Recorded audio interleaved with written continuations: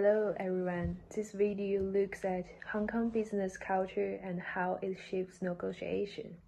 Hong Kong is a useful case because its business culture is both international and Chinese. In many business settings, people value speed, preparation, and clear business thinking.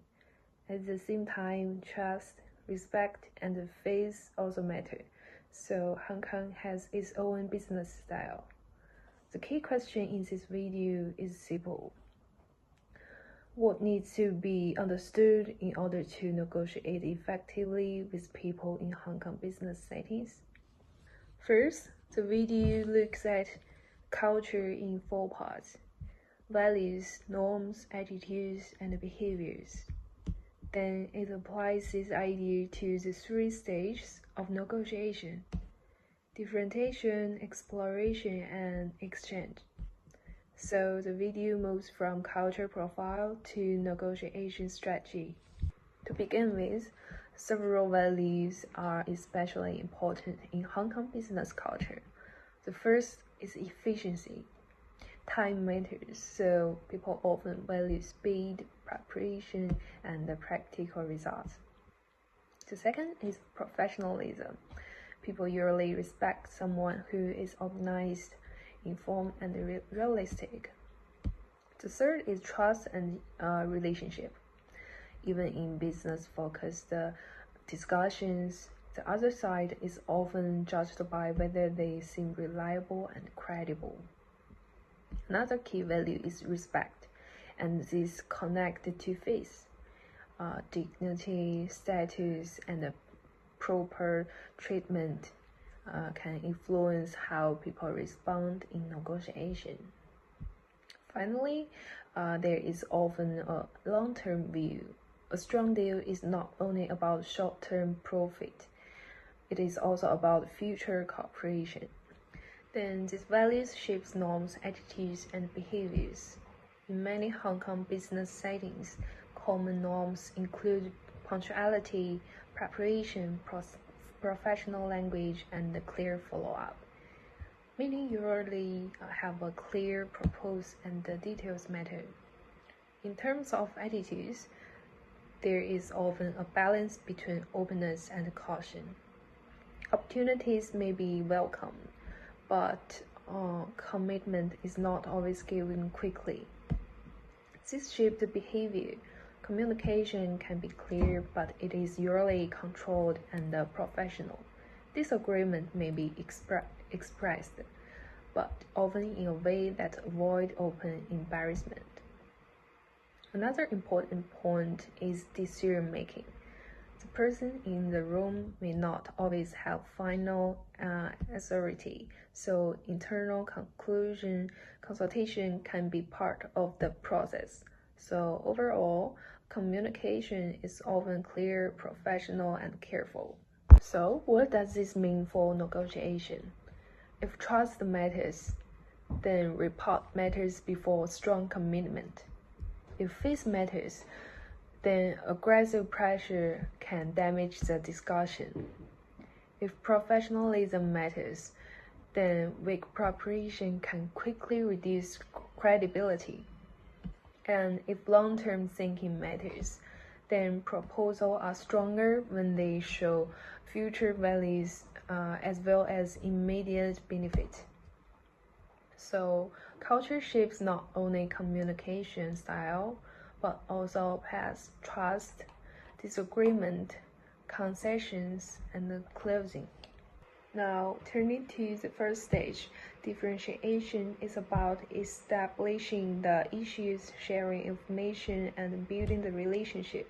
With Hong Kong counterparts, the opening usually works best when it is professional, respectful, and clear. The purpose of meeting should be stated early, and the key issues should be introduced directly. At the same time, tone matters. Rapport is often built through politeness, careful listening, and communication, not through being overly casual. Questions are also important here. They help identify priorities, concerns, and decision structures. So in this stage, the best approach is clear on business and careful on relationship. And exploration. This stage is about developing options and creating value. In Hong Kong business culture, this often works better when proposals are practical and flexible. Instead of giving one fixed answer, it is usually more effective to offer several options. Disagreement should also be handled carefully. Rather than rejecting an idea too directly, it is often better to question it, adjust it, or suggest an alternative. The strongest proposals are usually the ones that show mutual benefit and look realistic for both sides. So in this stage, the aim is to stay constructive and solution focused. Then comes exchange, the bargaining stage. This is where offers, concessions, and closing become central. In Hong Kong business settings, concessions are often more effective when they are made carefully and strategically. Moving too much too early can weaken position. Concessions also work better when they are linked to reciprocity. If one side moves on one issue, the other side should also move somewhere. Conflict should be handled in a controlled way. A calm, logical, and respectful style is usually more effective than emotional pressure. As the negotiation moves toward closing, agreed points should be summarized clear and confirmed in writing. So the main takeaway is simple. Negotiation in Hong Kong business culture requires both commercial clarity and relation sensitivity. Preparation matters, professionalism matters, but trust, faith, and respect matters too. The most effective style is balanced, clear, respectful, and practical, then patient. To conclude, Hong Kong business culture combines fast business logic with careful attention to trust, respect, and appropriate conduct. Successful negotiation in this context depends on 5 key ideas: preparation, professionalism, trust, faith, and mutual benefit. The most effective negotiator is usually not the loudest one. It is the one who stays well prepared, calm, respectful, and commercially clear. That's all. Thank you.